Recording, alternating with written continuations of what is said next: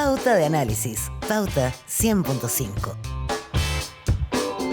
8:34 de la mañana y volvemos en esta pauta de análisis, volvemos ya con la entrevista. Tenemos acá a Arturo Esquella, senador, presidente del Partido Republicanos y además alguien muy cercano al presidente José Antonio Kast, en un momento donde, claro, llevan ya 7 días, una semana casi. A esta hora estábamos por jurar en el Senado. Muy buenos días, Buenos Claudia, días, Gerardo, Arturo. muchísimas gracias por la invitación. Y en esa semana se ha notado, yo creo que califica la palabra frenesí legislativo, avalancha legislativa, esos 90 días de pre-trabajo que hizo, liderado por Fernando Fontaine, se han notado. Y también, bueno, se muestra, ¿no es cierto?, acá quizá un nuevo clima o un nuevo ciclo político. Arturo Esquella con nosotros, Gerardo Gómez. Para comenzar, Arturo, usted decía, se llevaron todo, hasta las redes sociales, dijo en referencia al gobierno de Gabriel Boric. ¿A qué apuntaba de fondo, más allá de la frase? Yo sé a qué se refería. ¿Cuál es la intención? ¿Que había, que se robaron, que malversaron, que sacaron... No es que echaron todo arriba de un camión de mudanza y se fue. O sacaron partido del Estado más allá de lo que se debía. No, yo noté una distancia, Gerardo, perdón que te interrumpa, pero para abordar el tema, entre la declaración que nos hacían en persona, varias veces nos tocó conversar con los ministros, con el mismo presidente de la República en ese entonces, Gabriel Boric, y la disposición, la declaración que hacían era de un nivel de compromiso para que todo fuera fluido, fuera perfecto, y así lo decían a la opinión pública, pero en la práctica no se traducía en algo concreto. O sea, se veían dificultades, trabas. Hoy día hay todavía personas que no son avías, que están en las planillas, y los ministros, los jefes de servicio están tratando, digamos, de al menos conversar cuáles son las tareas que tienen ellos. Hay mucha traba. Lo de las redes sociales, obviamente que molesta, porque al final del día es una minucia. No quiero, digamos, claro. Pero simplemente el comentario simbólico. que hice ahí fue como, efectivamente, tomándolo, digamos, como símbolo de esta lógica de que no nos salga tan fácil la instalación que pretendíamos. Esas personas no había, perdón, se refiere a quedaron pitutos, personas que... Está lleno de personas, bueno, debe ser una tónica, en realidad no quiero achacárselo únicamente a este gobierno, pero está lleno de personas que uno no sabe quiénes son. Y están en las planillas y se les paga y tú empiezas a preguntar en la oficina. No sabemos si son ñoqui o no. Ñoquis, como les dicen en Argentina, claro. Entonces, bueno, esa es la pega que están haciendo los jefes de servicio. Es una tarea titánica, porque efectivamente es cercano a 1 millón de personas las que trabajan en el servicio, en la función pública. Y desde ese punto de vista, obviamente que no podemos paralizar el avance de todo lo que teníamos planificado, todo lo que tiene planificado. Hay que empezar a hablar, digamos, en tercera persona, que nosotros ya estamos en el Congreso Nacional. Sí, Arturo Esquella, pero hay algo que realmente marca la tónica de este cambio de mando. Lo digo en el sentido no de la ceremonia, sino del cambio de mano. Y probablemente es cómo fue profundizándose la desconfianza entre el gobierno saliente de Gabriel Boric y el actual. Y no lo vemos quizás solamente en eso, sino que en la batería de propuestas que se han hecho en estos días, en la revisión de decretos, por ejemplo, el retiro de los 43 decretos medioambientales para proceder a la revisión, es porque aquí ustedes están asumiendo con una enorme desconfianza respecto a lo que deja Gabriel Boric y su gobierno. ¿Por qué esa desconfianza tan profunda? Es que la desconfianza está más bien dada en lo que te decía, en el funcionamiento mismo del día a día. Uno puede asumir que es relativamente normal que alguien se pegó una avivada y dejó medio apitutado a su amigo y hasta el 31 de diciembre del año, porque está contrata, ya, está bien. O sea, no está bien, pero en el fondo uno podría pasar. Pero cuando tú ves que se había dado una instrucción por parte del presidente de la República, vinculante para todos los funcionarios de exclusiva confianza, que dejaran el 10 de marzo las tareas que tenían en el gobierno, pero ¿no ocurrió? Las semanas previas, no, porque obviamente eso sí, era una obligación para ellos, una instrucción es vinculante para ellos. Pero en el fondo lo empezaron a pasar a cargos técnicos, entonces ahí uno ve como el mañoseo. Lo legislativo o las medidas administrativas que tú decías, Claudia, es algo distinto. Porque tiene más que ver en el fondo con hacer carne, hacer acción de lo que nosotros le dijimos a los chilenos antes que eligieran al presidente Kast. Había, y fue incluso hasta polémico, curioso que haya sido polémico, digamos, pero de que una buena parte de lo que se iba a hacer tenía relación con la potestad reglamentaria, las medidas administrativas que descansan, digamos, en el presidente de la República. Y eso es lo que se está haciendo. El concepto de revisión es, por porque efectivamente algunas de esas materias con algunos cambios, con algunos ajustes, van a seguir su curso. Pero hay otros que no. Hay otros que en el fondo eventualmente podrían ser la piedra de tope para que se genere, digamos, el impulso en materia de inversión, de crecimiento que estamos esperando. No es que piense que acá hay gato por liebre. Que todo es gato por liebre. No. En esto tiene más que ver con miradas distintas de cómo conducir, digamos, la economía del país o las decisiones regulatorias. Sí, lo que pasa, por ejemplo, para poner un punto sobre las medidas medioambientales que se retiran para revisión, como tú dices, Arturo Esquella. El problema, por ejemplo, pienso, toda esta discusión respecto del pingüino de Humboldt, de las ranitas, que para los movimientos medioambientales ha sido tan importante, o que uno entendería que hay algunas cosas que son políticas de Estado y que no cambian de gobierno a gobierno por una visión política, sino que tienen que ver con la manera en que los países van, digamos, avanzando. Esa revisión es lo que ahora, en las voces, digamos, de la actual oposición, se generan dudas respecto a lo que va a pasar, si finalmente va a primar un criterio economicista, por sobre un criterio de equilibrio medioambiental. Si las ranitas alguien las considera políticas de Estado, bueno, acá cambió la mirada, efectivamente.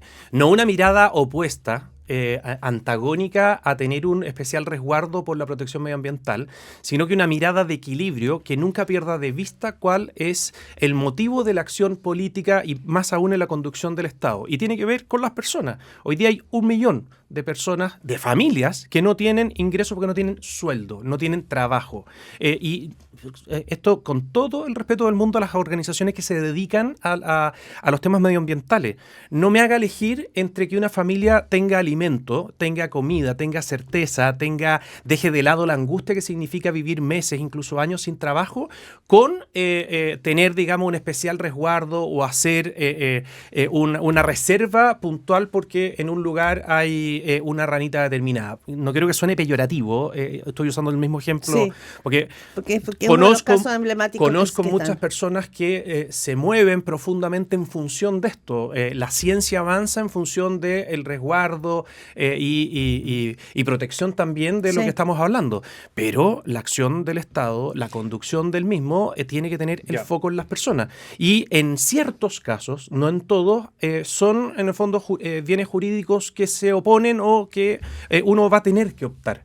Acá no estamos optando por el blanco-negro, sino que se ha hecho una revisión para generar un equilibrio que favorezca el crecimiento, la inversión, que dé certezas y que permita, en definitiva, generar empleo. O sea, sí pueden dar garantías entonces que sí va a considerarse el criterio también medioambiental de, no sé, de no amenazar al pingüino Humboldt o a la ranita Darwin, por decirlo de alguna manera. No conozco el caso del pingüino Humboldt, pero efectivamente te puedo hablar en términos generales, no me lleves al detalle porque no es el caso. Sí. Pero desde la perspectiva del rol regulatorio que tiene el Estado desde el punto de vista de la protección medioambiental, sigamos en ese ejemplo, tiene que haber un equilibrio que puede ir avanzando en la medida que las sociedades van avanzando. Si nosotros tuviéramos un PIB per cápita medioambiental en ustedes. Si nosotros tuviéramos un PIB per cápita de $40,000, bueno, efectivamente es muy probable que hubiéramos avanzado en la protección medioambiental porque el desarrollo, digamos, del país no así lo permitía.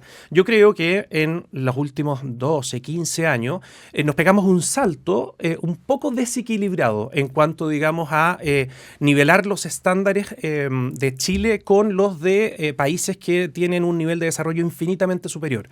Lo que se tiene que hacer acá es, sin desmerecer la protección medioambiental, poniendo el foco en que si nosotros la descuidáramos, estaríamos afectando a las generaciones futuras de personas. Por eso es un extremo llevarla al otro lado y decir que se van a acabar los derechos. Es un error, y es un error festinar también, por eso soy cuidadoso, porque no vayan a pensar que estoy siendo peyorativo con los ejemplos que se ponían, pero el equilibrio dentro del cual el número 1, 2 y 3 es la persona y su bienestar, es para nosotros el motor de la acción. Sí, hablamos con el senador Arturo Esquella, presidente del Partido Republicano, pero en el fondo lo que usted quiere decir, Arturo, es hay cambio de criterio. Hay cambio de gobierno y hay un cambio de criterio. Sin ninguna duda. ¿Ya? O sea, Sería una farsa si hay es que un no cambio de existiera, porque criterio. lo dijimos a los 4 vientos en campaña, es lo que los chilenos estaban esperando, y los mayores cambios vienen en materia de seguridad. Ojo con eso. O sea, si es que alguien está un poco escandalizado con algunos de los anuncios que se han hecho, que se afirme, porque la lectura que nosotros hacemos de la voz soberana de los chilenos que se manifestaron en noviembre y en diciembre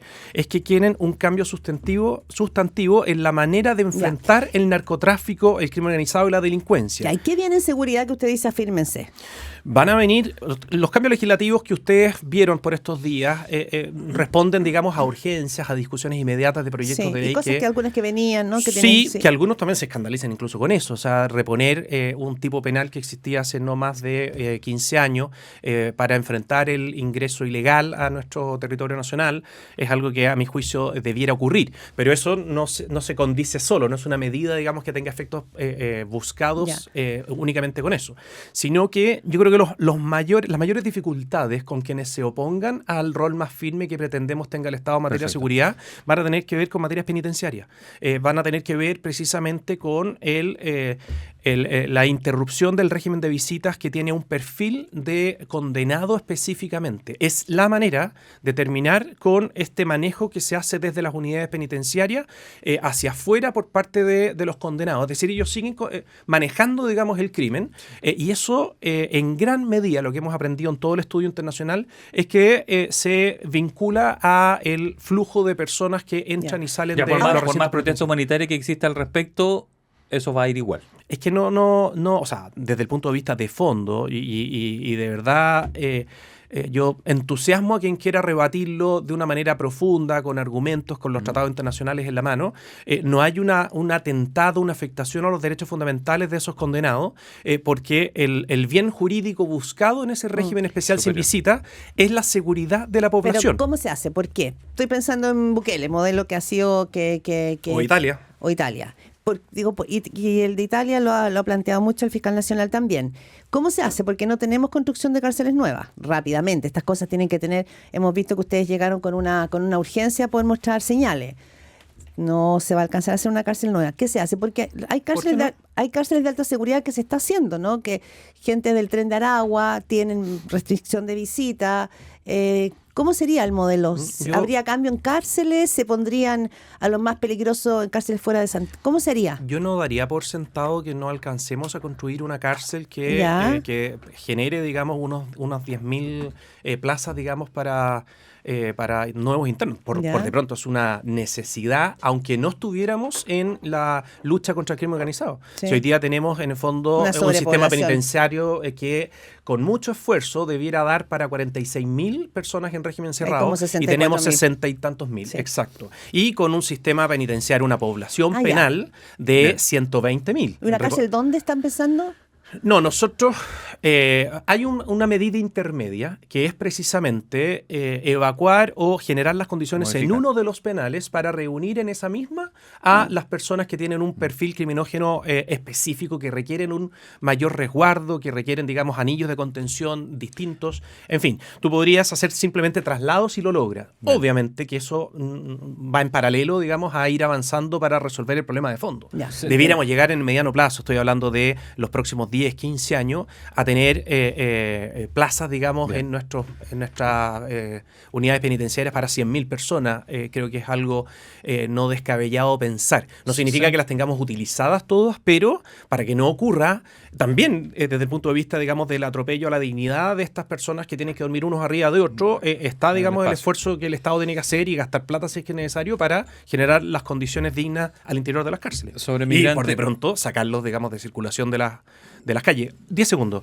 No puede nunca más ocurrir que un juez, a la hora de ver si es que dicta una prisión preventiva, cuando se están mirando las medidas cautelares, tenga a la vista si es que hay espacio o no hay espacio en las unidades penitenciarias.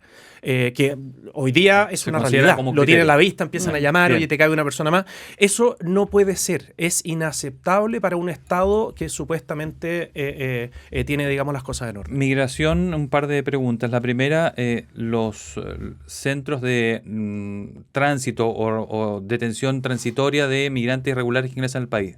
¿Eso va?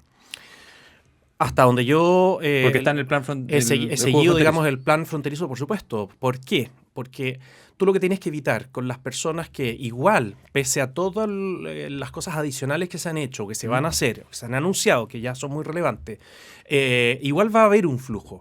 Y ese flujo hay que evitar que genere, digamos, una radicalización o más bien que se generen raíces, digamos, en los núcleos urbanos. Porque ahí es en donde tú ya pierdes un poco la posibilidad de enfrentar el flujo de una manera más efectiva. Me voy a saltar en beneficio del tiempo de la migración al tema indultos. ¿Qué cuidados tendría usted? Creo que se deben tener cuando se consideren los indultos que puede dictar el presidente José Antonio Kast. Yo tendría el cuidado de no dejar a ningún carabinero preso injustamente condenado cuando estaban defendiendo la institucionalidad del país del octubre del Y asume al revés también que hay algunos que sí están bien enjuiciados o encarcelados. Bueno, ¿Asume eso? Comprenderás que no conozco las carpetas de cada uno de ellos. Por supuesto que el trabajo que va a hacer en el Ministerio de Justicia... O sea, no por el solo hecho de ser uniformado va a quedar en libertad. No, por supuesto que no. Pues, el indulto, digamos, es una herramienta extremadamente excepcional que debe existir. O sea, esto también es un debate súper abierto, el si es que existe o no existe. En la época era constitucional de nuestro país. La presidenta de la Corte Suprema, en entrevista ayer en Televisión Nacional, decía que el indulto debe ser eliminado y que debiera ser un consejo el que analice los casos, más que gobiernos de turno. Sí, lo que pasa es que, bueno, evidentemente lo está diciendo la cabeza del Poder Judicial y es muy razonable, porque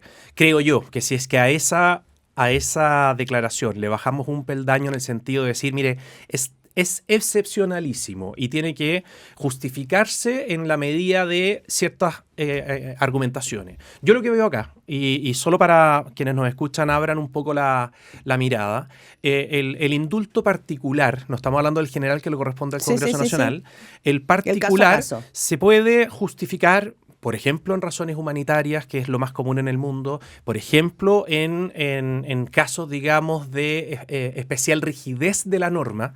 Un juez puede perfectamente haber hecho exacto lo que dictaba la ley, condenando a una persona, pero la ley no le permitía tener una mirada más amplia de lo que estaba ocurriendo. Eso sería atribuible al contexto estallido social, por Llevémoslo ejemplo. al caso exacto, lo quería llevar a octubre del 2019.